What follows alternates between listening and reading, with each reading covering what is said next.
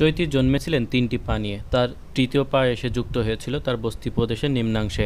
এই অস্বাভাবিক শারীরিক গঠন নিয়ে ৩ বছর অনেক বিড়ম্বনার পর চিকিৎসার জন্য তাকে পাঠানো হয়েছিল অস্ট্রেলিয়ায়। সেখানকার চিকিৎসকরা সফল অস্ত্রোপচারের মাধ্যমে তার তৃতীয় পা কেটে দিয়ে বাদ দিতে সক্ষম হয়েছেন। সুস্থ হয়ে এখন বাংলাদেশে ফিরে যাচ্ছে চৈতি। চৈতির বয়স এখন ৩।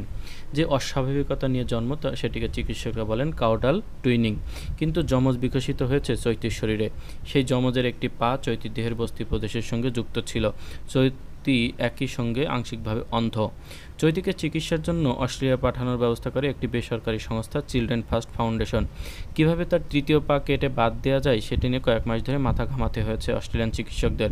ভিক্টোরিয়ার মনেশ চিলড্রেন্স হসপিটালের সার্জারি বিভাগের প্রধান ডক্টর কিম্বার বলেন, চৈতির মতো শারীরিক বৈকল্য নিয়ে জন্মানো খুবই বিরল। এ কারণে এই অপারেশনটি ছিল খুবই জটিল। অস্ট্রেলিয়ায় পাঠানোর আগে চৈতির শরীরে বাংলাদেশের চিকিৎসকরাও অনেক অপারেশন করেছেন।